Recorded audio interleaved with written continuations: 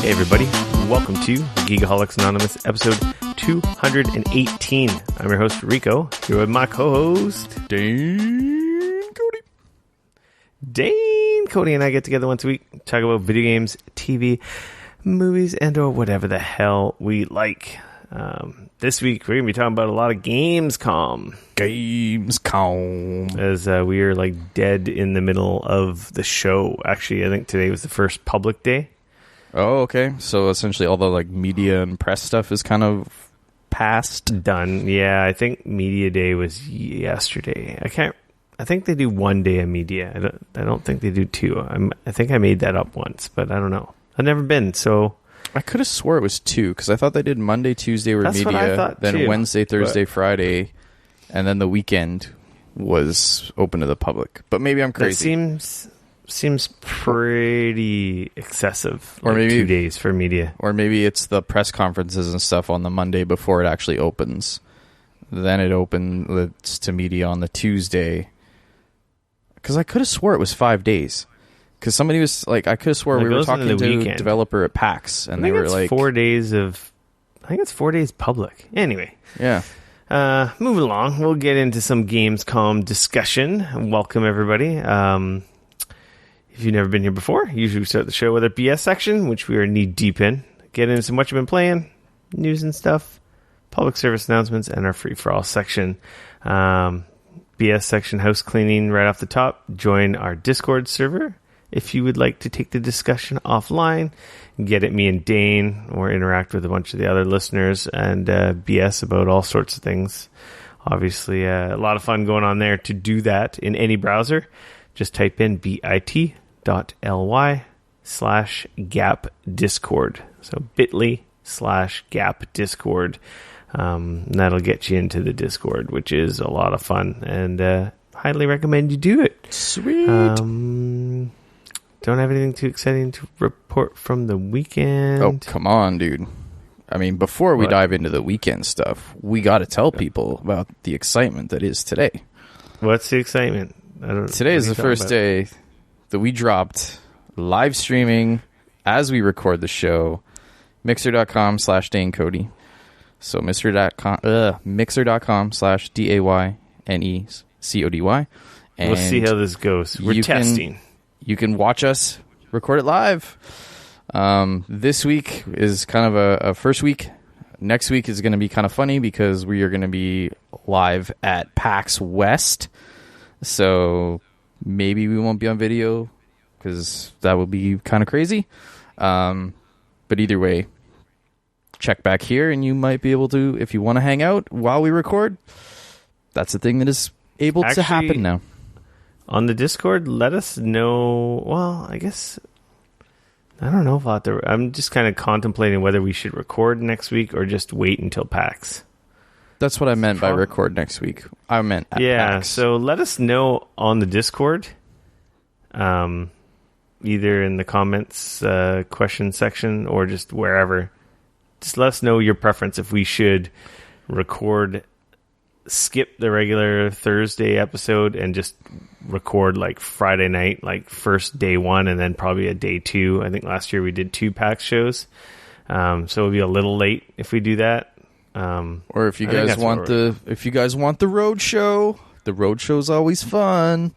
Yes, we've done that twice now. Yep. Anyway, we'll figure it out. Yeah. Let us know what you think. Exactly. I think the Friday, Saturday, or Friday, Sunday PAX shows, I think that might be the fun thing. And we already got some cool appointments lined up for PAX, so I was pretty excited. Yeah. They're coming hot and heavy. Yeah, finally. Some people need to get their shit together. Hey, we're recording for PAX, and they're not even doing it yet? Like, come on. It is kind of funny. I've never had it this late. Down to the wire? I think that has to do with Gamescom. Like, seriously, the week before, like, get out of here, Gamescom. Yeah.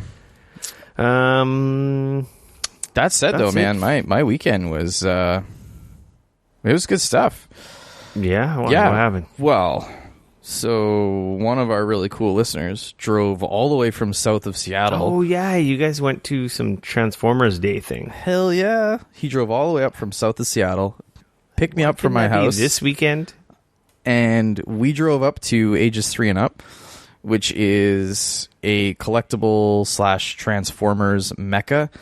They were doing a Transformers Day, I guess you could call it. That's what they called it, I should say.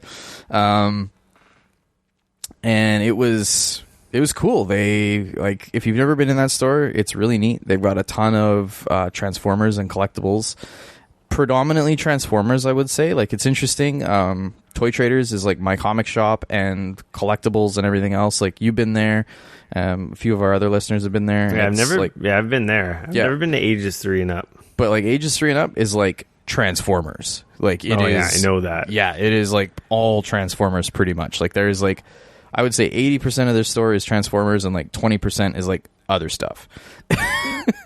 So it's like predominantly Transformers. It was cool though. They had some sales on actual Transformers action figures, as well as like some of the statues and other things. They had one of the sculptors that works for, like, I don't know if he actually worked for Hasbro or if he worked for one of the, like, it's one of the third party ones. One of the third party. Saw. Yeah. So he was there doing, like, signing autographs and talking to people, and which was super cool. And then the other guy that they had there was actually one of the comic book artists from that's been doing the comic books as of late. So he was also there. He was one of the artists. He was selling some art as well as like chatting with people. It was really cool. It was a really neat. If you were into Transformers, it was exactly that. It was totally for Transformers nerds. So Cly came up and we went to that. That was super fun. Had a good time. Did some dinner afterwards. Jealous. You should be. It was fucking rad. So that was Saturday. So that was a blast. And then the funny thing was Sunday, I've been gaming with the same group of guys and girls. There's been some girls too. Essentially the same gaming clan, if you will, since 1999. So this was our 20-year. Essentially like anniversary of your clanniversary. Our clanniversary, very good. And we had some guys fly out from Washington D.C. Are you serious? Yeah, we had one of the guys came out from Washington D.C. We had some people come up from the U.S. We had some guys come over from Alberta. So every year since, I think we didn't do it the first couple of years that we were a clan, but starting in around 2001, 2002, somewhere in there, we've been doing a get together once a year, every single year since then. So this was, oh jeez, yeah. So like every year we always get together at least once in the summer, sometimes more, but usually at least once. And we've had guys come up from California. We've had guys fly out from out east, Virginia, other places like that. So this was pretty cool. It was, always meeting people that you've been hanging out with for a long time, playing video games with. It was pretty rad. So that was on Sunday. So we all got together, had a big barbecue, ate some meat, drank some beers, just shot the shit, and it was cool. So this weekend, that is cool. So a bunch of them, I was unfortunately not able to go, but a bunch of them are going up to the Shuswap and going to be out on the lake and just doing some camping. Here, and you got to make a little more out of it than just seeing your ass. Totally. No offense. So they're going to be up there this week. But then this upcoming weekend on like Friday, Saturday, we'll probably get together and hang out again before everybody sort of goes their separate ways. So pretty cool. Pretty cool though. So that was my weekend. It was great. Good weekend. Oh, we did a road trip in the car. That was fun. Yeah, you guys went up to like Nanaimo? Parksville. Sweet. We went up island. Yeah, there's a big, really nice beach there. Yeah, that is a nice beach. Couple hours away, but it's like a ginormous sandy beach. Like, it's super low tide. It's a lot of fun. Nice. We went and met one of my buddies' girlfriends and his her kids, and we went up there with my mother-in-law. It was a lot of fun. It was cool. Nice. It was nice going on the big long road trip and getting the VIP EV parking. We didn't need to charge to come back. We had more than enough range for the trip. Right. But it's like, hey, It's you know, here. like you Why pull in a not? parking spot and there's like a jerry can of free gas, like you wouldn't take it, right? So Yeah, no, that makes sense. we charged up, and and it was actually it was a lot of fun. It was cool. It was awesome. Oh, that thing is so nice to drive. Yeah. Is Parksville the place with the goats that live on the roof?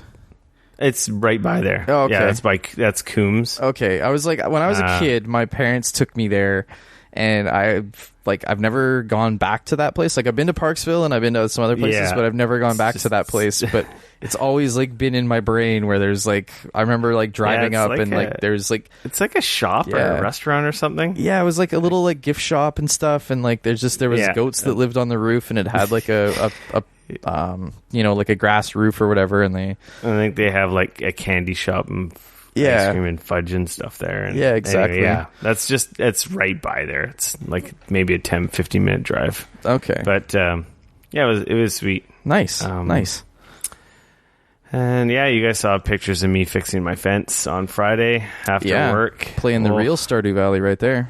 I'm still sore from that. Ugh, manual labor. Yeah, it wasn't fun. Well, so annoying. House ownership, don't do it. Just rent. Seriously. So fair annoying. enough. It's a fence between two neighbors. One neighbor's like, oh yeah, I'm cool, 50%. The other neighbor's just like humming and hawing and bitching about the fact that no one helped them pay for the fence. Like, oh, okay. I don't think they even put up the fence. I think the builder put up the fence. Right. And then I think they were trying to scam me after the fact and be like, hey, you want to give us money for the fence? Like, why would I pay for you for a fence that I had no input on and was up before I even owned this property? Yeah. Like, we were cracking ground and they're like trying to get me to pay for it. I was like, no, that's not how it works. Like, the good neighbor, good faith, like bylaw type rules is like, if you're going 50-50 on a fence, you have input on the fence. Yeah. And you talk about it before it's even up. It's not an after. If you do anything, just do anything without talking to anyone, they have no obligation to give you anything. Yeah, no, exactly. So anyway, I just like, get out of here. But I didn't want to replace the fence because I got some quotes and it was falling into their yard, so I could have just left it for all I cared. Right. But like, you got a dog and you want to be able to like let your dog run around out there and stuff, right? It looked ugly. Mm-hmm. And it is like 10 years old because that was there before our house was. Right. But clearly they weren't going to do anything because they've got missing panels between their other two neighbors' houses that they border properties on. The fence is like a disaster. So I'm just like, I got to fix this thing. I'll buy a few more years at least. And, you know, I got the materials. Me and my old man did it. Right. You know. But saved a bunch of money because the quotes were ridiculous. Someone wanted like $1,500 to fix it. I tell you, it didn't cost me $1,500 to buy the materials. A lot less than that. And then they went like $6,000 to redo the whole fence, and I'm like, no. I'm just gonna fix it and buy a few more years. I'm not prepped to pay for a fence. Fair enough. Right now. Yeah, like, got all those like solar panels. I mean, if you put solar panels on your fence, then maybe, right? But yeah, well, yeah, I'll know anyone pissing around here on other stuff. Fence is the last thing I want to spend money on. So yeah, that was my weekend. Fair enough. Dane, shall we get into some what you've been playing? Let's do that. What? No Man's Sky Beyond. What? I was going to say, what have you been playing?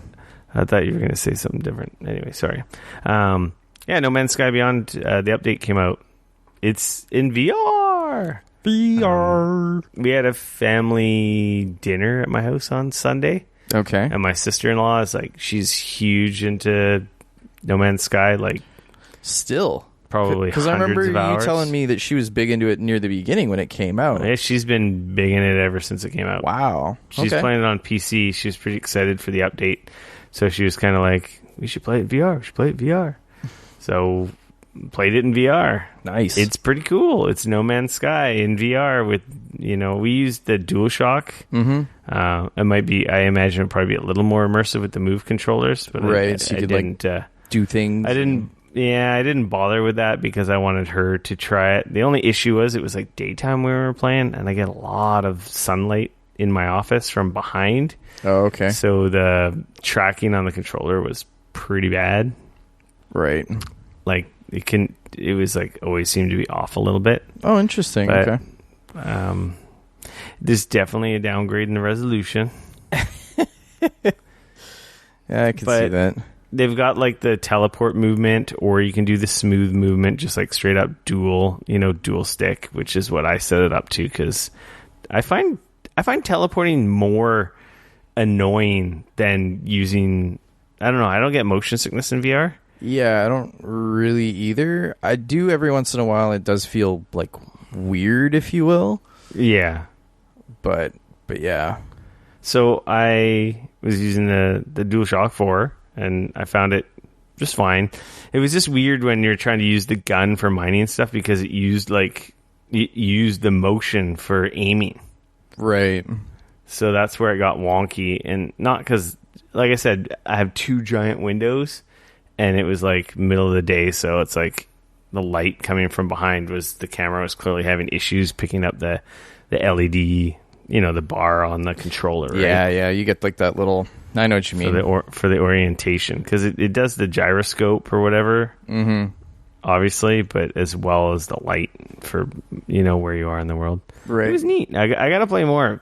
They've changed so much in that game. I didn't even recognize like menus and like the interface. They've changed a lot, man. Like that game. Like I said, I haven't played it pretty much since it came out. Just knowing what they've done, I feel like I'd probably have to just start over again, just because it's just changed so much. Oh, absolutely. And I'd be so lost at this point. We started a new game. I should go back and continue it, just to see how their onboarding is for like that. Because I had no idea what I was doing. It was like it looked like a whole new game, which is because awesome. I heard they changed what's it called? Like the inventory. Like before, it was like you had this many. Like now, it's essentially just like you and you don't have to like constantly be getting like little upgrade. Like it's wild. It was neat. Like you can go into the inventory now and click on an item and see what you can build. Right. Look like they did a lot of quality. It looks like a lot of quality of life stuff. But I can't remember because I haven't played it since launch. So like I said, it literally looked like a whole new game, which is cool. And especially the fact that you can play in VR is pretty neat. Yeah, that's neat. That's really cool. Yeah. I got to play more. Yeah. I would like to, but I've got needles in my arm right now that I can't seem to pull out. I've seen that. Jeez, every time I look up, man, you are freaking playing Destiny 2. Like earlier today, I got home and I was like, I'll check in on a few things here, and I glance over and I'm really choked because boom, there's Rick in Destiny 2 some more. I was right now. It's the Solstice of Heroes event, which is AKA the super grind your ass off doing everything in the game event, right? To get really cool, armor, sets for doing these, tasks. You upgrade it from like a set of greens to blues to legendary. And obviously it gets really cool when you get fully upgraded. Yeah. And I managed to do it on my Titan. And I was kind of late to the party and ignored it for a couple weeks, which I'm kind of angry about now. Because on the weekend I started my Hunter set. And I'm probably 3/4 of the way through my Hunter set. Have you finished a set yet? Yeah, I finished my Titan set. Okay. So now I'm on my Hunter set, which is, I think, 2 more good gameplay sessions and I will have finished that. And then it's like, man, if I wasn't screwing around, I could have probably got my Warlock one as well. But the Warlock one it's the worst looking one. I think the Hunter one's the best looking one, but I main a Titan, so I had to do my Titan first. Right, yeah, that makes sense. I'm pretty excited that I'm probably going to get the Hunter one done too. So, You think you're going to have enough time to when does it end? Tuesday. Ooh, you think you're going to have enough time? I'm coming to Vancouver this weekend. What? You didn't say that. I didn't know you were coming this week. Yeah, it was kind of a last minute. My parents are there. Oh, I did know that. I did know that, actually.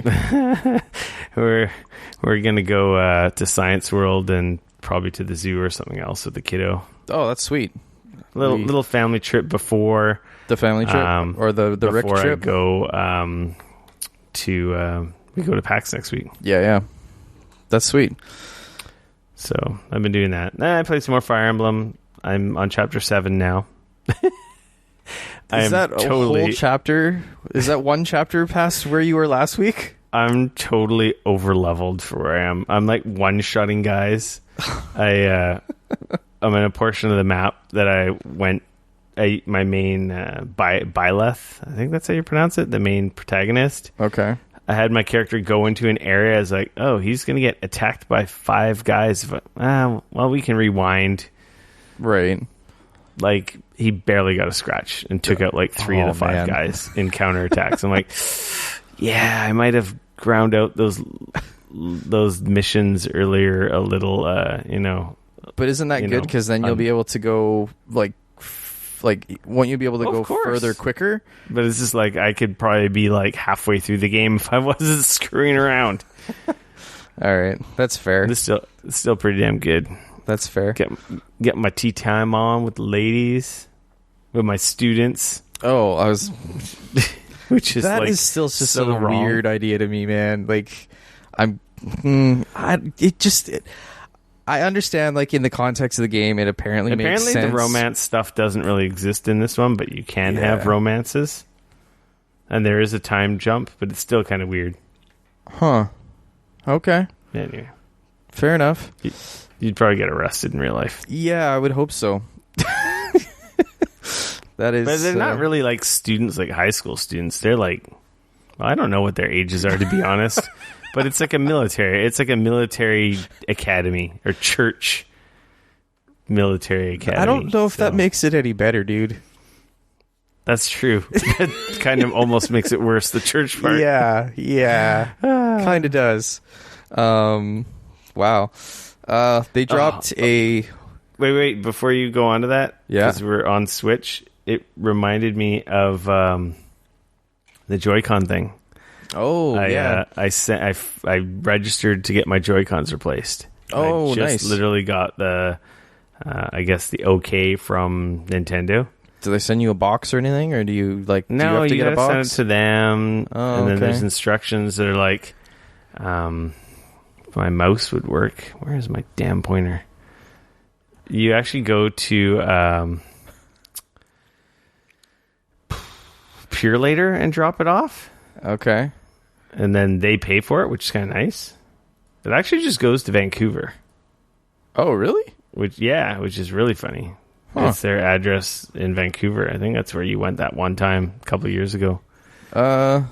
Virtual Away? Maybe? I don't know. Anyway. They pay for it. So sweet. The thing is that it's like 3 weeks. Whoa, turnaround, it says. Really? Yeah. I'm like, ugh. I was expecting like a week, maybe. Like, I'm pretty sure it's probably not that long, and they just put that in there to cover their butt. Yeah, exactly. Huh. But yeah, I don't know if I'm going to get to sending that off. I do have multiple sets, so I know my yellow one's bad. I haven't used the other ones. Right. It has been super annoying playing Fire Emblem. Like, it's really annoying. Yeah. I could. Well, wait, don't you have like another set though? Yeah, I have like 2 other sets, so I'm going to start using one of the other sets. So you're going to like send the ones away and then swap out. Okay. Because I was like, I thought you had multiple sets, but sweet. Yeah, I got a neon red, neon yellow, and then I got the original gray set. Right. Because I got the blue and red when I got mine. What I'm wondering about the whole Joy-Con thing is like, they better have fixed it. Otherwise, this is going to be a big problem with the Switch Lite. I mean, one could have said the same thing about the Xbox 360 back in the day. Yeah. And there I was, like, 4 in. Finally got one that didn't die, so... I went 5. Yeah. But yeah, like, the Switch Lite, they had to have identified it and fixed it. I would hope so, because on the Switch Lite, that's going to be a huge problem, because you can't slide those things off to replace them. Like, you'd have to send your whole Switch Lite in. And that would freaking suck, man. That would be really infuriating. So, what was I going to say? I don't know. They must have identified it. I hope so. The problem is with the Joy-Cons is that I hear people who have sent them in to get fixed have had them come back and have it happen again.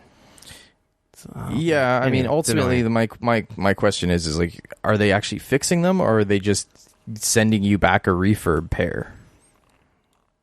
Probably. I hope they fix yours. Like, I don't really want someone else's gross germs. I mean, when has a company ever like fixed yours, not just sent you a refurb? I mean, more often than not, even when you send like a laptop back to Dell, they almost always like slap like a different serial number on a refurb and send it back to you. Like, it's When I had issues with my Pixel, they didn't repair it. They just oh, really? They just sent me a new one. Yeah, which was nice. You were gonna say? Oh, I was just gonna say they dropped a new character in Smite yesterday. Persephone. Oh, yeah. She is infuriating, and she throws a ton of shit all over the map. Have you played this, or you just got I haven't killed played by her? as her. I played last night, did some streaming, and in like pretty much every single game that I was in, because she's a new character, right? So I mean, it makes sense, but why everybody would want to play as her. But it was definitely like, I feel like I kind of need to play as her just so that I understand her better, because like the type of character that she is, she's a mage, but she sends out, like, she's like a what do they call her, the queen of the underworld, but her whole thing is that she uses like plants, like these like horrible plants and stuff, so she like sends out like little, so she's like podlings. Kind of, a little bit, yeah. Like, she sends out these, like, little podlings, and so then if you get close to them, they explode. But then if, like, and then she has another attack where they, like, pop up out of the ground and chase you, and then when they get close to you, they, like, spray you with this, like, poisonous gas. And then her, like, ultimate is this ability that, like, sends these, like, tons of, like ivy and shit out of the ground, and it engulfs you and traps you so that like everybody can just like wail on you. She's got like a snare. Yeah, it's like a big snare. But the thing is like when I had one on my team and I had one on the opposite team, there was so much crap on the like ground. I was like, I didn't know if it was like safe for me because it was mine. Or theirs. Exactly. I was just like, fuck. They weren't different colors or like highlighted? Not really. Like, in the heat of battle, it was just exactly. It was not significant enough for you to notice. No. So she seems interesting though. Definitely got some like big moves that could be very helpful. You still have that like Super Founders Pack where you just get everything, right? Yep. Man, that paid dividends, eh? Oh, absolutely. $30. One of the best. You can't get that anymore, can you? I'm not sure. You might be able to. I don't know. I just know when I grabbed it, it was $30 Founders Pack, every god in the game, and every god that ever will be in the game. And yeah, so I logged in yesterday, and it was just like a little boop. You've got Persephone has been added to your roster or whatever. Got mail. Like, yeah, pretty much. So it was really sweet. So yeah, like, see, more free to play games need to do that. Just like it's smart because the thing is, pay once, get everything. Because not everything. You get all the characters. That's you the can thing. still buy skins and There's other so crap. much shit you can buy in that game still. So it's like. Yeah, it's like you're getting the characters, but there's like costumes you can get. There's voice packs you can get. Like, there's just so much stuff you can get. There's like ward skins, like so. But the thing is yeah, like it gets like all the characters. It's a good hook to get you back in, right? Exactly. Oh, new character. I'm going to tune in. Oh, I like her. I'm going to buy the $5 skin or the 10 or 20, whatever the fuck the skin costs. Well, and that's the thing, right? Because there's like the in-game currency that you earn when you play matches, and then there's the gems that you spend real money to buy. And you also earn a little bit of them as you play the game. Like, first wins of the day gets you like 10 gems or whatever. So like over time you slowly earn gems that you can use to purchase, skins or whatever. But then you also earn the in-game currency, which you can then use. Like, so every character, generally they release a character, and there's usually like one or two skins that they release for that character that you can use the in-game currency to purchase. as well. So it's like, it's cool because, you know, there's like one or two that you can use and everybody kind of has a way to get a hold of them. But then there's like other ones that you have to use gems on. But it's like you could always be working towards something, right? Like it's a really smart way to go about it. So nice. Yeah, cool. No, it was cool.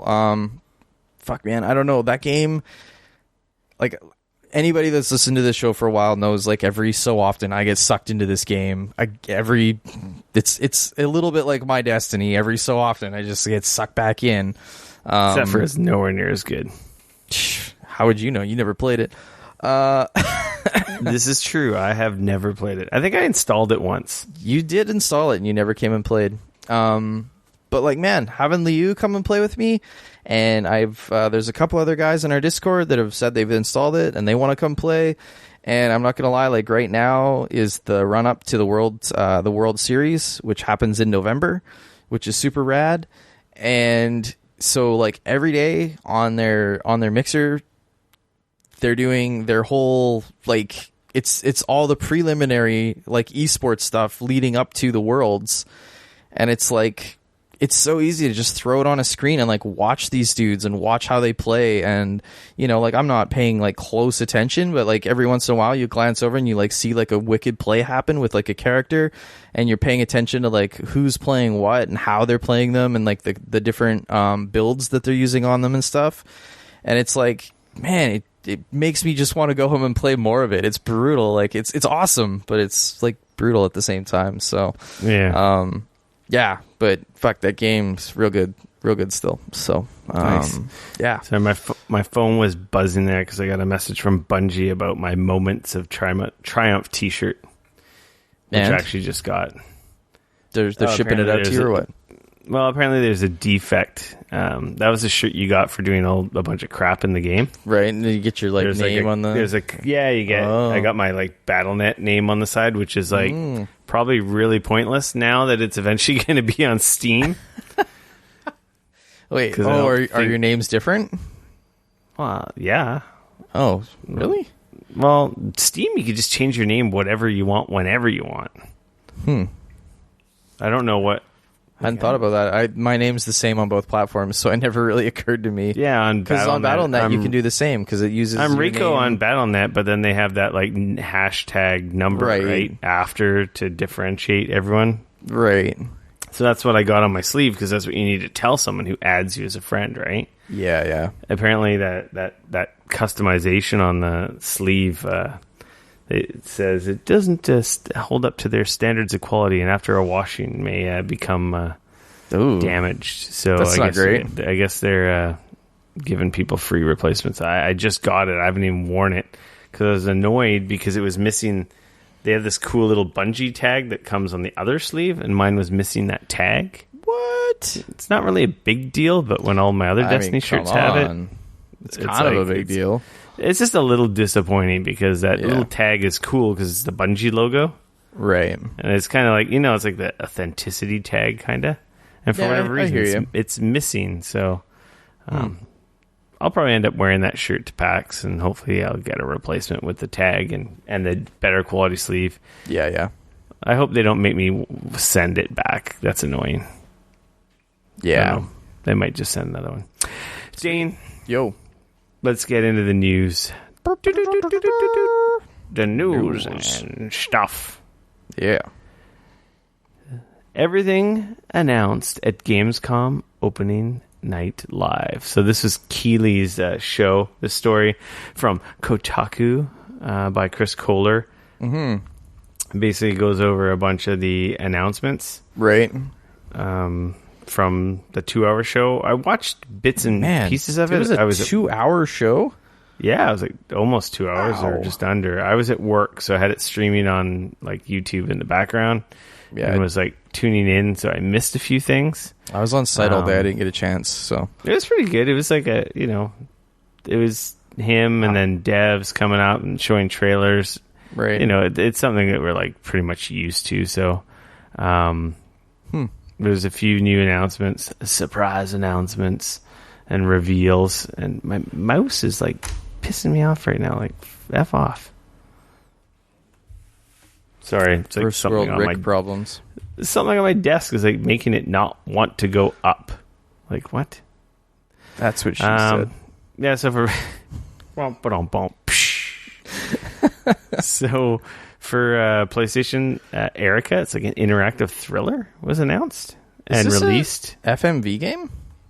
It's like an interactive movie.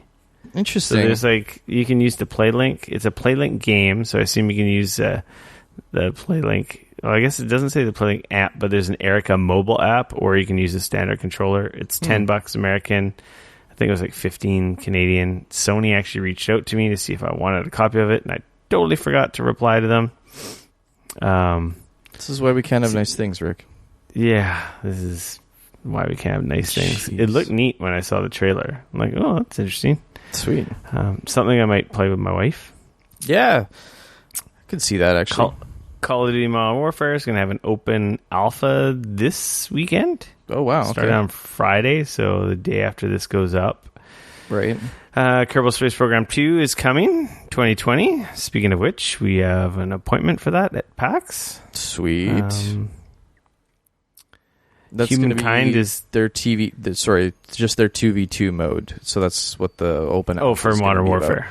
Yeah. Not So that's going to be Program. because they've been showing off that 2 versus 2. It's like little tiny map, 2 people versus 2 people. Like I want to, check it out, just see what it looks like. Yeah, it looks pretty cool.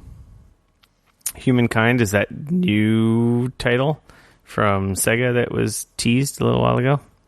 Right. So it's by Sega and Endless Space developer Amplitude Studios simulation game, which you control the development of human history. Coming in 2020. Little Nightmares 2. Did you play the first one? No, I did not. I didn't either. I heard like some people really like that, and I might have to see if I can. It looks interesting. It's like kind of a cutesy, but yet not cutesy all at the same time. Yeah. Was that like a PSN Plus game or something like that at some point? Possibly. I'd have to go back and look, to be honest. Yeah. But let's be honest, the biggest and best news and most exciting news of this whole thing, and I'm not even kidding, I'm being deadly serious, is they're bringing back Comanche. Yeah, see, I saw the announcement, but I missed the trailer. Was there a trailer? Oh, yeah. Okay. So they're I played the original Comanche back in, what was that, 2004? Oh, yeah. Now this looks really familiar. It's like, it was like they made a like helicopter action shooter. It had like WASD controls. But it was like you were flying in a helicopter. You had to. Oh, it was fun. It was just like an arcade shooter perspective as well as cockpit view. I believe you could change between the two. So, in the original, at least, I don't know how they're going to do it on this one. But and that's THQ Nordic. Yeah. So people were pretty excited about that. I'm excited. Looks about neat. It. I never thought I'd get another one. So. Yeah, I clicked on the link. Looks cool. Yeah. Need for Speed Heat was announced last week. We forgot to talk about it. I don't know if that went live after we recorded, but there's a new Need for Speed in Miami. It's got that whole street racing, neon racing thing going on. Looks interesting. I haven't been a Need for Speed fan in a while. I watched the like trailer some of the and I was like, I don't know. Does this look better than the last one? It's got some of that, like the Hot Pursuit stuff with the cops and stuff, which is Hot Pursuit was fun. I liked that one. That one was cool. That one was maybe the last good one. And I mean, I use good loosely. Yeah. Magic the Gathering Arena. Magic the Gathering game. It's going to be coming to the Epic Store. Semi-exclusively. Not fully exclusively. I'm sure people bitched about that. Oh, I'm sure. Witcher 3, The Switcher. Got a release date. October 15th. Oh, okay. Wow, really? That soon? Yeah. All right. I was going to say something, but I don't think I'm allowed to say it. So just Probably not. We're live. keep them on. Can't I edit forgot that we were live. Yeah, can't edit that shit out now. Look forward to PAX. I didn't say nothing. Disintegration, the actual trailer. They had their announcement to tease like a month or two ago now, and then they actually had the trailer here and a reveal. It's hands-on apparently on Gamescom. You can play it, and it's at PAX as well. Sweet. And we do have an appointment to check this out at PAX, so Awesome. kind of excited. I'm looking forward. That looks cool. Because that was by one of the Halo creators? Yeah, one of the right? co-founders, Yeah. co-creators of Halo. Nice. That's sweet. So that was the cool big thing on that. And then Hideo closed out the show with more Death Stranding, some gameplay, some character introductions. You can pee on stuff. Jeff yeah, Keighley's you can, in the apparently. game. Jeff Keighley's in the game. Wow. Well, so from now on, we're just going to call it Jeff Stranding? Jeff Stranding. Yep. What else? Did they have some other stuff? Some Gears 5 story stuff. Man, I can't believe how soon Gears 5 is coming. Yeah. And like that game, I feel like I have not after PAX. seen...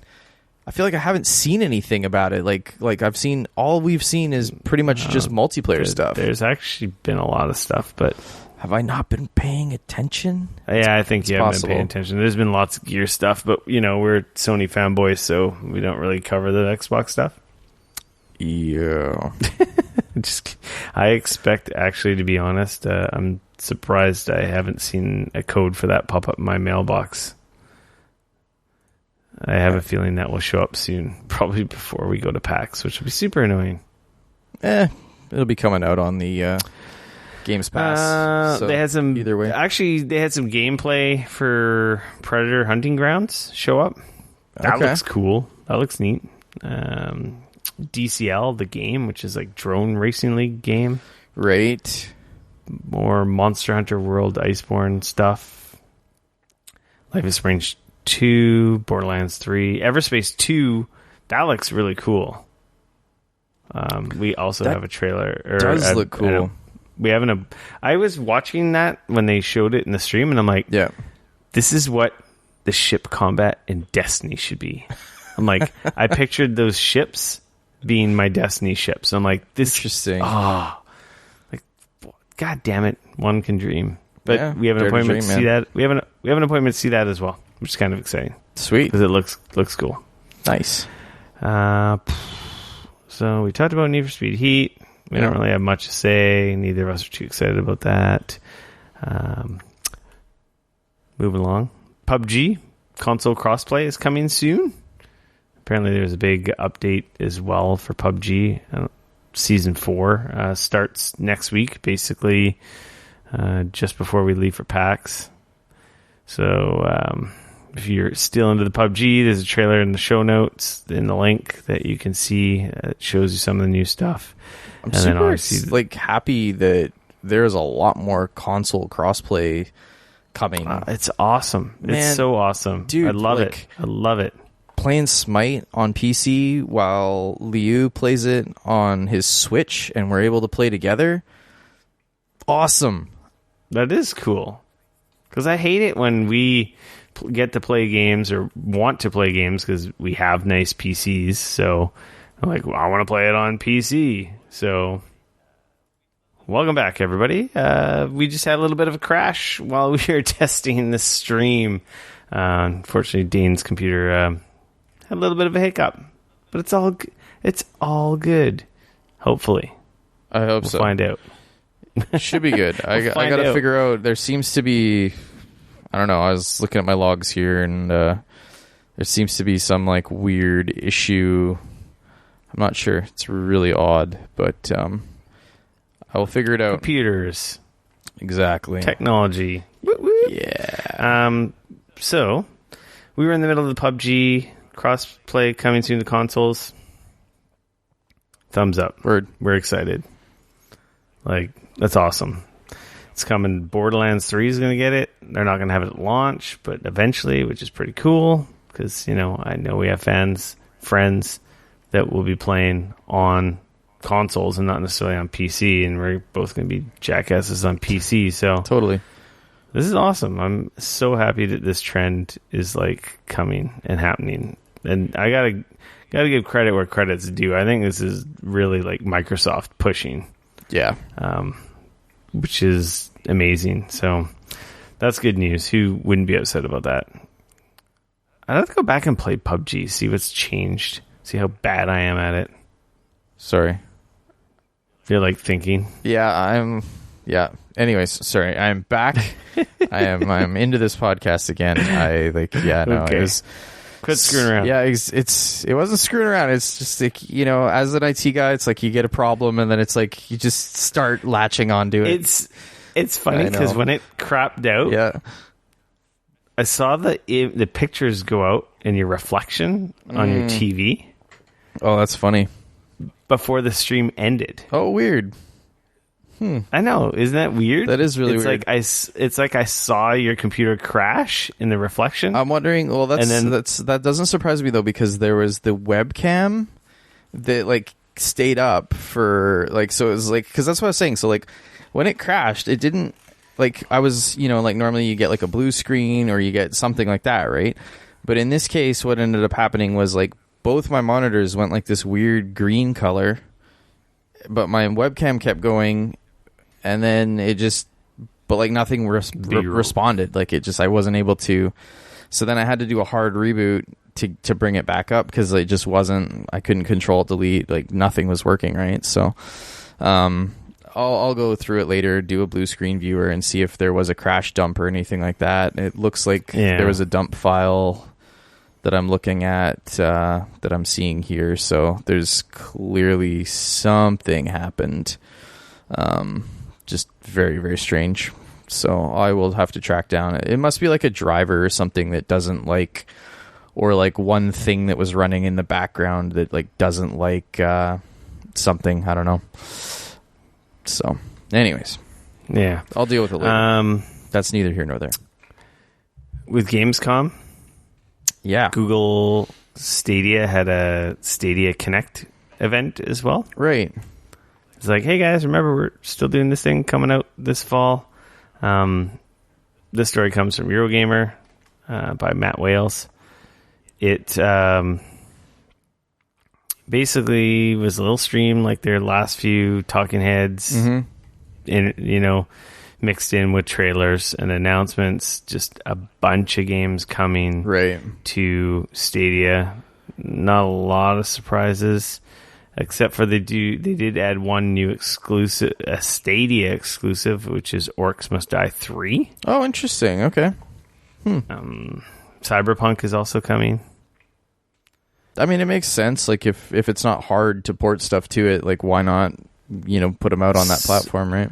So I guess there's been some confusion about the Founder Edition. So it's, the hardware, the Ultra Chromecast. It's the controller, a 3-month subscription to Stadia Pro, and 3 months for a friend.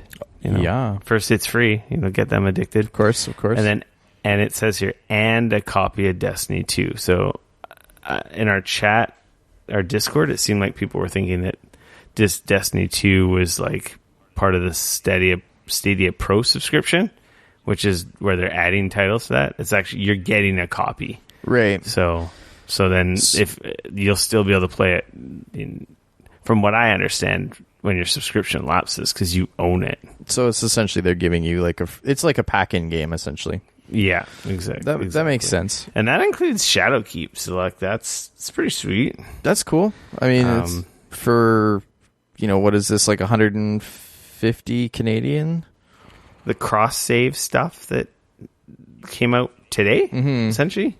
For Destiny, so I assume eventually you'll be able to have your save on there as well. Yeah. Which is really cool. I haven't played with it myself because I don't really have a reason to go backwards. Right. But if I ever really wanted to play my Titan and my Hunter, my characters from Destiny 2 right now, you can technically bounce around from platform to platform. It's not cross play, but cross save. So essentially, it's just like they're just playing your main account Right. Onto any of the systems. Yeah. You have to link your accounts, and it actually even choose like your characters as well. Right. I wonder what happens when you do that. If it because I have my PS4 characters, I assume it probably deletes your PS4 characters. Can you not And I thought I select saw- your like main save? Because I was under the impression you can select your like main save. Yeah, I and guess, then but it looked like make you that can your choose characters. Your like your main, and then if you wanted, you have to like go back out and select your other save as your like main. Yeah, I wonder if you can mix and match. Like, say your Warlock on one platform was better than another. Yeah, Because anyway. your PS4 save, you dropped like 200 hours or something like that in your PS4 characters. Well, not that much. I mean, you'd played the 3 months before it came out on PC. Right. So I did max level 3 characters. I mean, I don't know how 6 much you'd times want now. bring those over, but I don't want anything from PS4. Yeah. I don't think anything on there is beyond. I think the only thing I have on the PS4 that I may want is some of the PS4 exclusive weapons. right. But I don't. They're still exclusive. So Yeah, they're not going to come over to PC anyways. no. So that'll be neat. I imagine that'll eventually come to Stadia as well. I wonder if they're going. It would be nice if they actually had crossplay. It'd be even easier. Yeah, But the cool thing is a lot of people have like held off because they're on Xbox and PS4, right. and they wanted to go to PC, and now they can. Yeah. They're like, oh, well, all my friends are on there, so I still keep playing there. Now they can like, oh, it doesn't matter. I reached out to Google. They're at PAX, so I'm hoping we're going to get some hands-on with that at PAX. Right.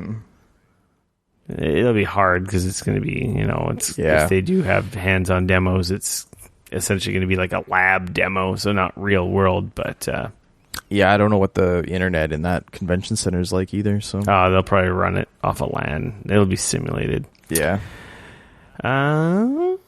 This story also from Eurogamer. The entire DLC roster for Mortal Kombat 11's Kombat Pack has been leaked. Update, the trailer's been released and a leak confirmed. This story from Wesley Yin-Pool. Basically, the original story was that there was a leak. Where did the leak come from? Video published on YouTube via the thumbnail. Wah, wah, wah. The Showed video all the published to characters. YouTube spilled the beans via its thumbnail. Wah, wah, wah. That's funny. So we already knew about Shang Tsung and Nightwolf, and I believe we knew. Did we know about? I think we knew about Sindel, right? I think we did. I'm not sure, to be honest. And I think there was rumors for Terminator and Joker floating around. I thought that they had But I don't- said Spawn was the one that, like, I could have swore somebody had mentioned, like, Spawn was coming, but Yeah, there was a couple like leaks and rumors, but yeah. not any like real confirmation. And anyway, we got Terminator, Joker, and Spawn, and Sindel. We're all coming Yeah. between now and March of next year. Man, Spawn's next year. That's I so know. far away. I know. I was amazed, What the too. hell? I saw that. I was like, March 17th for Spawn? Like, it's a long ways out, but Terminator looks awesome. It's like old man freaking Arnold. yeah, it is looking pretty cool, the T-800. I haven't had a chance to watch a trailer yet, but Yeah. that game's awesome. This Spawn looks rad. Yakuza 3, 4, and 5 remasters are heading west on PS4. This also from Eurogamer, Matt Wales. I think these have been out in Japan for a little while. Yes, no, maybe so. Possibly. But yeah, Well, all the Yakuza games, yeah, like because doesn't this include? Does this have games that were never released here? No, it's like content that's different, and these systems have never been. These games have never been on PS4. Right? Yeah. Apparently, Part 3 is available now. 4 is coming on October 29th, and 5 early next year, February 11th. So, So apparently the Visual original enhancements. games boosted to 1080p 60. Huh. Rigorous relocalization. Yeah, anyway, that's cool. I still have Kiwami 1 Yeah. and 6 and whatever. I think I own 3 or 4 of them, and I have not played them at all. Yeah. Good job. Do we want to talk about these next couple stories? I mean, we can quickly... Anthem lead producer, this is coming from Eurogamer, Matt Wales. The Anthem lead producer, Ben Irving, has announced his departure from BioWare, embarking on exciting opportunity at another gaming company. That's a little disconcerting, I won't lie. Yeah. He's been there for 8 years, and now he's leaving. So, you know... He's saying, ship, I'm out. I believe Anthem has a bright future. There's a great team working on it, and I look forward to following its progress and playing it from the sidelines. We'll While I see. run. Yeah, I don't run away. It's actually funny. Speaking of Anthem, I did continue along with my Cataclysm playing earlier, and man, some of that stuff is really designed to be played with other people. I must have spent almost a half an hour trying to take down, like, I guess you could kind of call it a boss type thing. And like at one point I was like, I don't know if I'm going to be able to do this. Like, all I'm doing is just like dropping stuff, and it is not like, oh, it was kind of brutal. Yeah. So yeah, I really want that game to like to come out of its tailspin and like pull up and become something special, but I feel like every time I go back in there, I would just like, I don't know, like it's still fun to play, but some of the stuff they're doing, I'm just not sure if, yeah. And in other big news, Halo Infinite creative director leaves the company. Coming at you from Tim Lungo. This comes from Jason Schreier at Kotaku.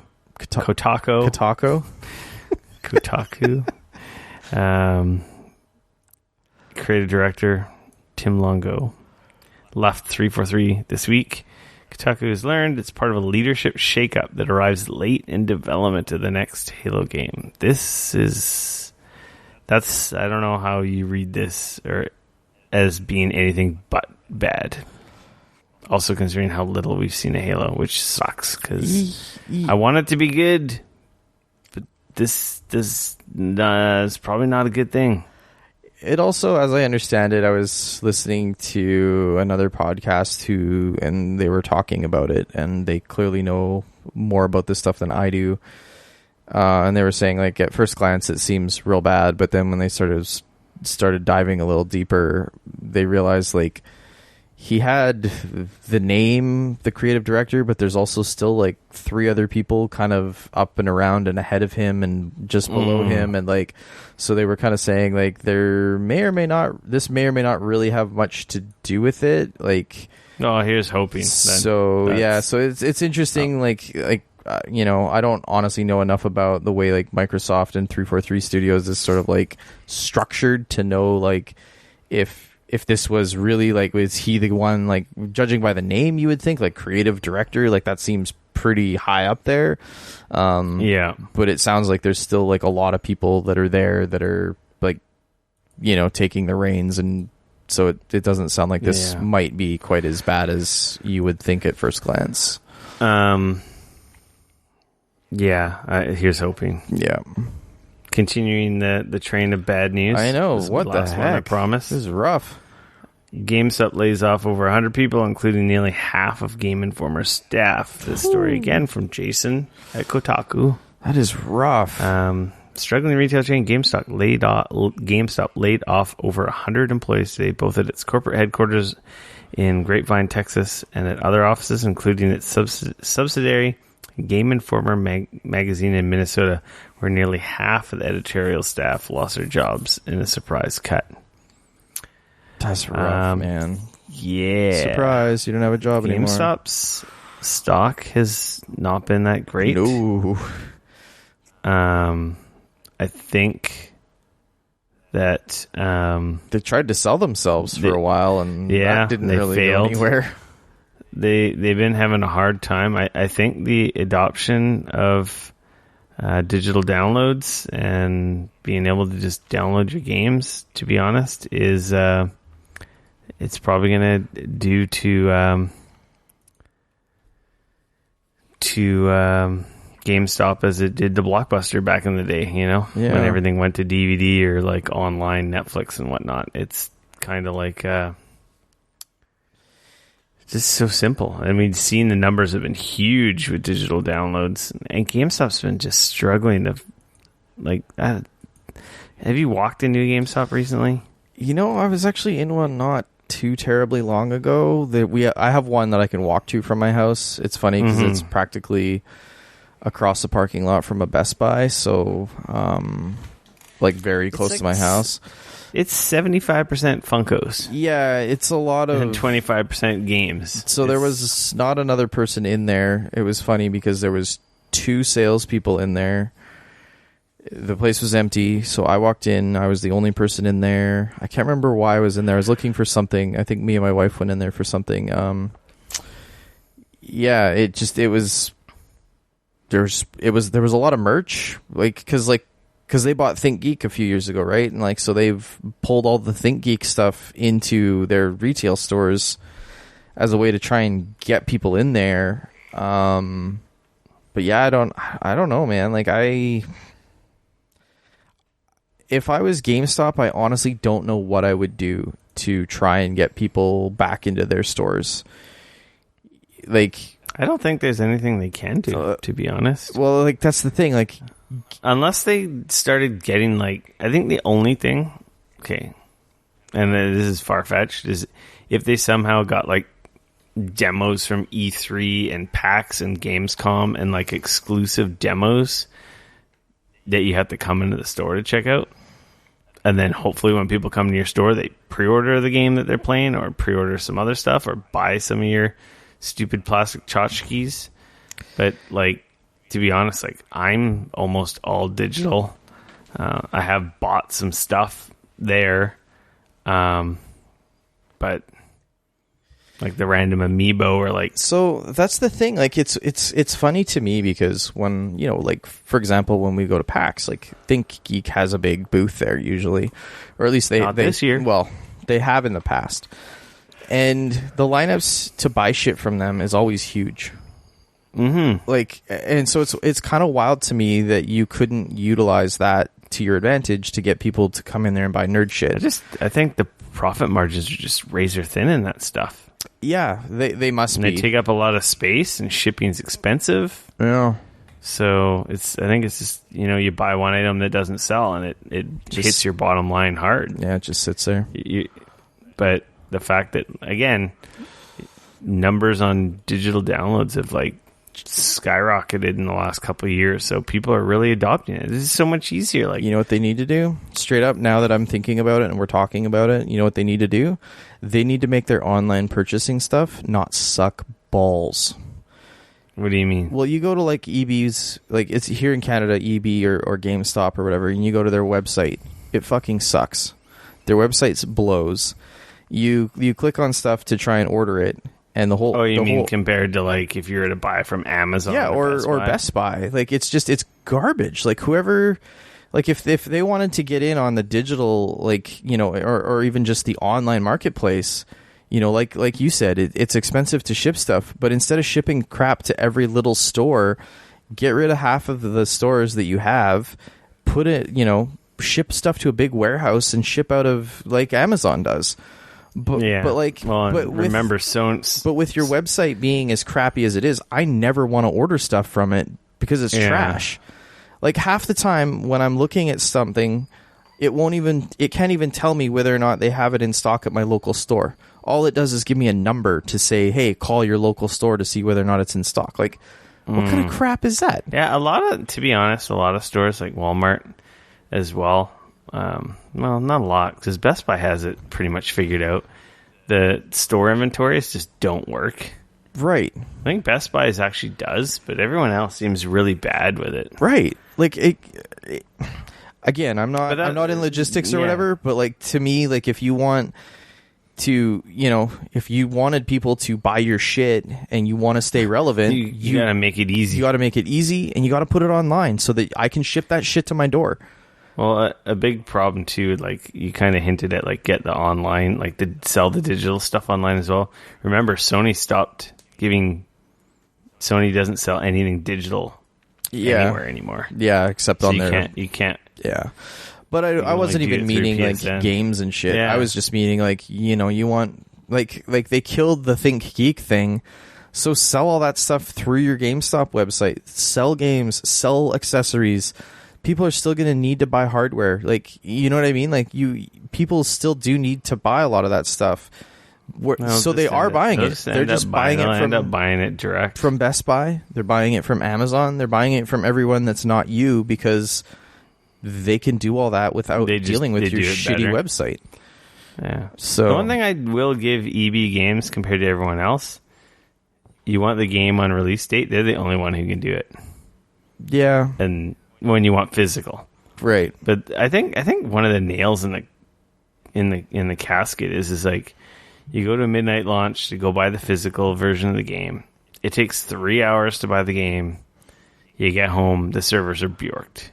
Yeah. Or you preloaded it and you're actually playing like at 9 o'clock. Hey man, after I went to the original Destiny for PS4 midnight launch at EB, and I wasted 2 hours of my life there and still didn't get my game, and then I went home, just purchased it online and bought the game. Like that was the last time I ever wanted to deal with that because it was such a shitty experience. Yeah. Like, because I wasn't EB Edge member, I had to stand in the pleb line, and like it's ridiculous. Sucks for everyone involved. Yep.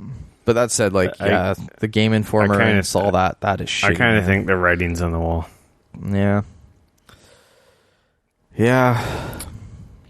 They need to consolidate, get fewer stores, have tournaments, get people in the store, like do some physical stuff that you have to go in there. But I don't know. When I go in the store, it looks like it looks like it's dual personality or like multiple personality. They don't know what they want to be. They're like they're a hot topic, and then they're like a shitty toy store. Like, I mean, if you wanted to get in on the good stuff, then like bring in. They don't even do a good job with the toy stuff. They have random assortments of Transformers. Well, they've had the same ones for like 8 months. Yeah. And they have like 3.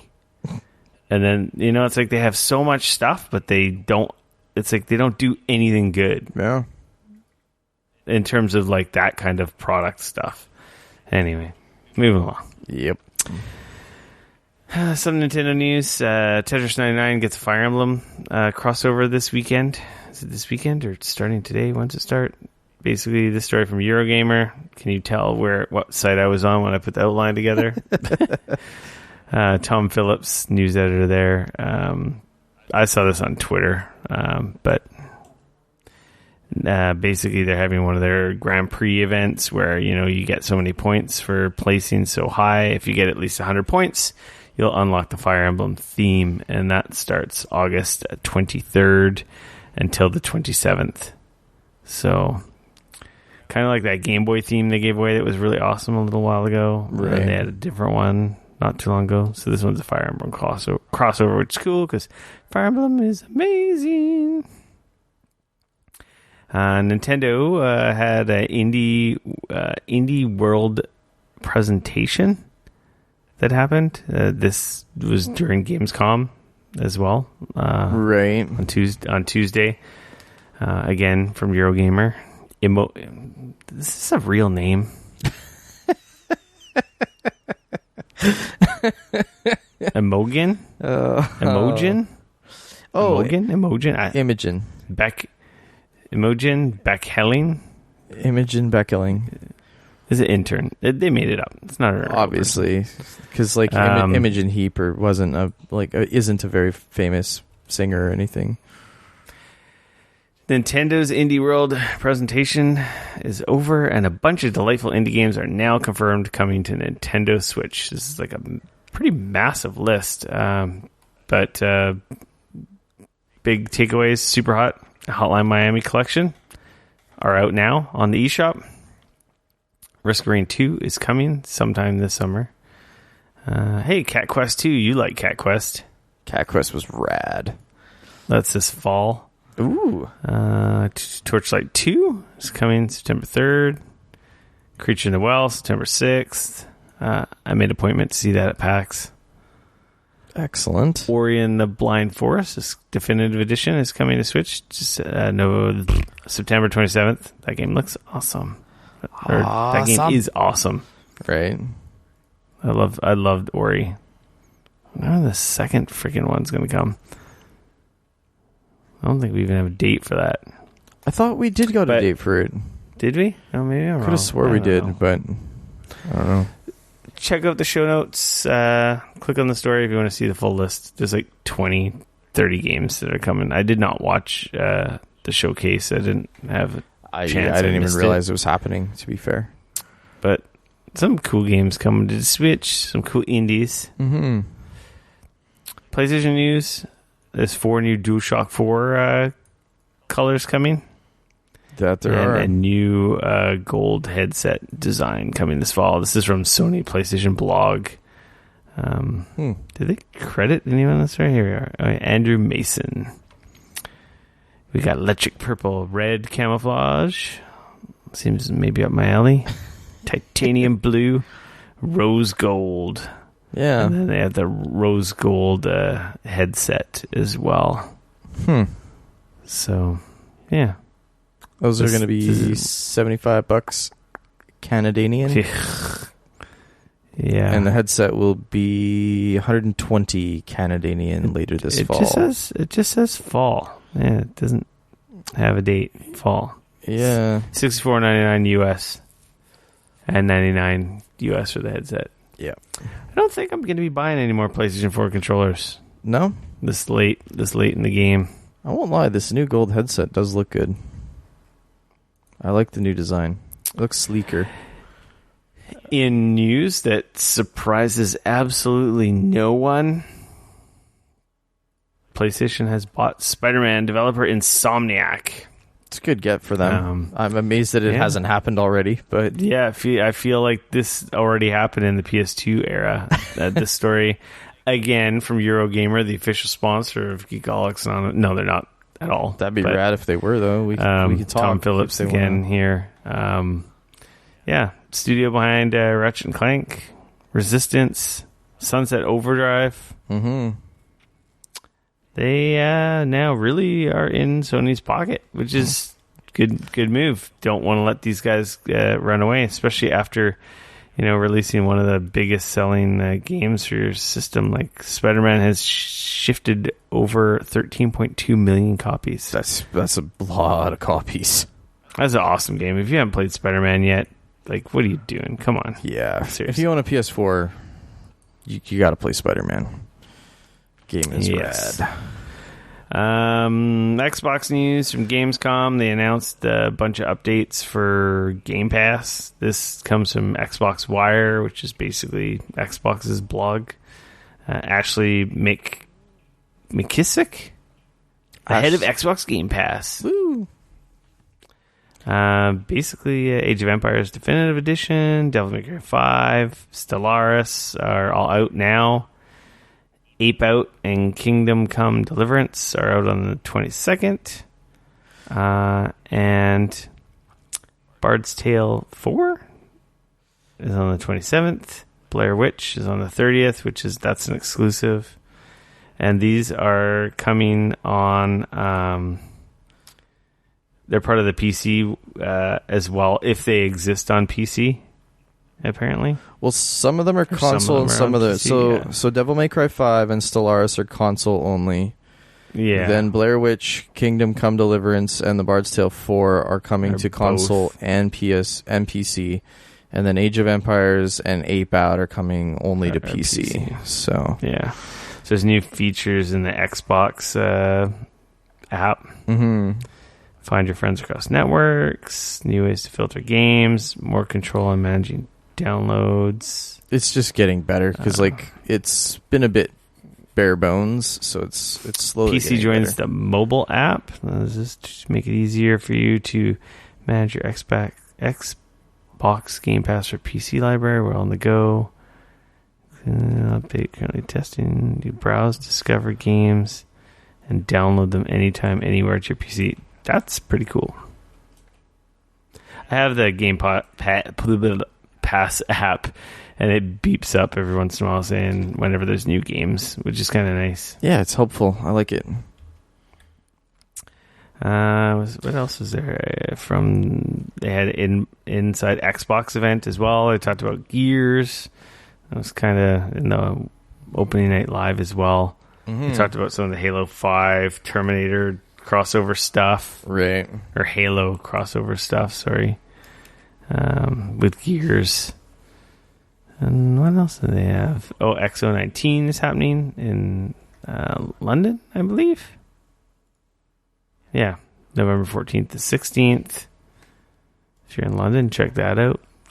Gears Pop is out this week. That's the mobile Gears game. Right. They announced a couple new controls. That's finally coming out. They announced that at when was that? Last year. Jeez. Was it last year or was it this year? I don't know. Whatever. They announced some new controllers. Night Ops Camo and Sport Blue. Sweet. Everyone's got the new controllers. Yeah. I do want to also add, I know we missed it. We'll add it in after. It was one of those things that we were talking about earlier. Nvidia, Geforce Now, we've been playing around with it. It's their streaming stuff. They're adding real-time ray tracing and Android support to their cloud gaming platform. So how soon is that happening? That's happening currently in a couple places. So essentially they said that they were going to be rolling out RTX server hardware in March. And at Gamescom on Monday, apparently those servers started lighting up for GeForce Now. So they're saying very limited rollout to start, restricting to gamers in Germany and in Northern California. But they're saying that starting now is they're starting to roll it out to other GeForce Now data centers. And they're also going to be working on a Android app that should be coming out soon. They didn't give a specific date. But that's pretty cool. So if these games, if these are games that you own, like Battlefield 5, Shadow of the Tomb Raider, if you want to play them on GeForce Now, you're going to be able to play them with ray tracing, which is pretty cool. That is neat. And obviously, the app is also cool because it supports gamepads, as well as non-gamepads. But that's really cool. If you've got your phone, you got your gamepad. I mean, I'll have to try that on PC hardwired and see how that looks. Yeah. So, like I said, the ray tracing stuff hasn't rolled out to our side of it yet. Although it's possible because we might. I don't know how close. I don't know. I can't remember how many data centers there are. There might. I want to say they do have one in Seattle though, which I think is our closest one. So we might be hitting that one.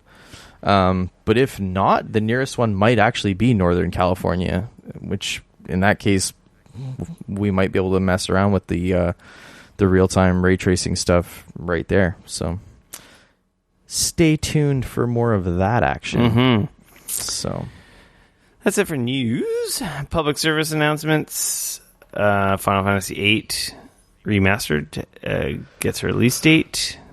This is... where is it here? Matthew Reynolds from Eurogamer. September 3rd. PlayStation 4, Xbox One, and Switch. PC. Nice. PC. Nice. Final Fantasy VIII. Such a weird game. Don't think I will partake in playing that. I don't think I will either. Also, on Eurogamer, public service announcement. Remember that leaked footage for Avengers? They finally released it. They finally released the gameplay prologue mission, so you can check it out for yourself. Proper trailer. 18 minutes long. On that. So, yeah.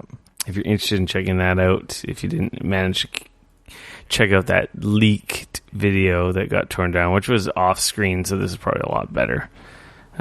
Speaking of Marvel, we've got an appointment to see that and play it. Woo! Oh, I'm pretty excited for that. Yeah, I'm very curious. Very, very curious. And Dean, yes, I think that's it for public service announcements. I think you're probably right.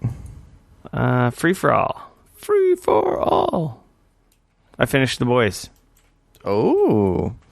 What'd you think? Go watch The Boys. Yeah? The Boys is awesome. Seriously awesome. Also, that did not end the way I would expect it to. I expected it to. Yep. I would say it's got a little bit of a twist. And we know a second season's coming because they essentially got the green light the day it was released. Yeah, so, yeah, we do know season 2 is in the works already. Which is kind of exciting. What a cool series, though. Cool take on superheroes. More like real world take on superheroes if they really did exist. Yes. Very... It's definitely a more realistic...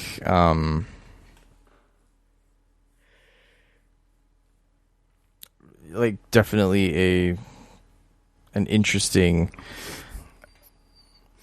That's what I would expect. Yeah, because superheroes. The cool thing that I liked about it was that they didn't sugarcoat it. The whole point of it is that absolute power corrupts absolutely is kind of the takeaway, and what it would be to stop all of these people that are supposedly good from, because some of them are sort of good, but they're also sort of bad, and some of them are fucking terrible. You know what I mean? It's that whole, because obviously in comic books, Superman, he's a super nice guy, and he could pretty much wipe out the whole earth, but he doesn't, out of the goodness of his heart, and when he gets mad, he doesn't just smash a car into somebody because he could. You know what I mean? All those things, those are human emotions, are taken so much further when you're super fast, super strong, have laser eyes. What's to stop you not from just zapping somebody? Because really, what's the rest of the world gonna do to you? You know what I mean? Nothing. Exactly. So I think The Boys is a pretty interesting sort of take on a lot more of a sort of realistic view of what would probably actually happen. And it's cynical. I mean, one could argue it's a very cynical view, but it's definitely a view that I don't think we've seen, especially in cinema and stuff before, which is really cool. Mm-hmm. So, yeah, I highly recommend you check it out. I need to watch it. I think it's probably going to be too much for my wife, but it's only 8 episodes, so yeah, I'll maybe watch episode 1 with her and see how she can handle it or not. Definite WTF moments. Oh yeah. There's a lot of dismembering with laser eyes. It's pretty graphic. Yeah, I heard the show's pretty gory. I mean, the comic is gory. People getting reduced to pieces because of laser vision or heat vision, whatever you want to call it. Yeah, it's oh shit! Oh whoa! Yep. They kind of in the first episode, in the first 5 minutes, they go places. They set the stakes, and it's oh, whoa. Yep. Dean? Yo. I'm going to say we got an episode 218 in the gigabits and in your ear holes. Heck yeah, we do. A little bit of an intermission in the middle there, but hey. Yeah, well, he's hoping working the kinks out. He's hoping my editing skills can make everything work. There you go. We might be a little late tomorrow. You can follow me on Twitter at RickF, no K, RICF. You can come hang out with me on Twitter at Dane Cody, at DAYNECODY, and streaming on mixer.com/Dane Cody. And hopefully once we get the iron out the kinks from said today's show, we were one step closer. Exactly. Once I figure out what driver weirdness is hating on each other, maybe I'll be able to figure it out and do it on my end. Who knows? We'll see. Yeah. Either way. Whoop whoop. Baby steps. Exactly. I streamed some stuff too. Yeah. But I'm not ready to share my stuff yet. Okay. You can find me. You've probably seen it. I posted it in the Discord. We got a Whatcha been streaming Discord. So if you're streaming or want to share any of your content or whatever, feel free to post it in there. People can check it out, follow you. For sure. I was doing some Destiny, and I will do more. Word. I'll do more of everything. But yeah. Follow us on Twitter, Facebook, Instagram, love, follow, whatever the heck each of those social platforms are. We're Geekoholics everywhere. Instagram, Facebook, Twitter, Geekoholics at all of those. Leave us a review on iTunes, on the Apple Podcasts app, or Apple whatever that. It's just a podcast app now, isn't it? I think so. I think you're right. Or wherever else podcasts can be rated and reviewed. Or just share it with a friend. Or post it on a forum. Or chat. Or other Discord server you're in. Just tell someone. It's like, hey, I found these Canadian guys. They're okay. They're idiots, but they're okay. They do an alright show. Check it out. That's about it. Dane? Yo. Until next week, we're gonna be at PAX, man. It's gonna be awesome. Hell yeah. Until next week, we are out. PAXing it up. Peace.